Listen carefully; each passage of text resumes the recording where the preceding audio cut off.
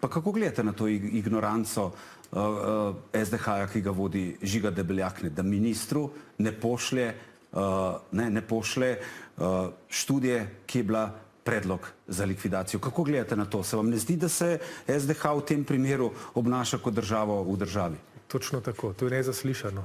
Govorimo o ministrstvu, ki ima po zakonu pristojnost zahtevati prekinitev likvidacije. Kar sem dobil informacij je tale dokument na 4 straneh, ki je povzetek te študije, ki je bila narejena 30.9. Od takrat so minili že 3-4 meseci. Oni pravijo, da študije mi ne morejo dati, ker je to poslovna skrivnost.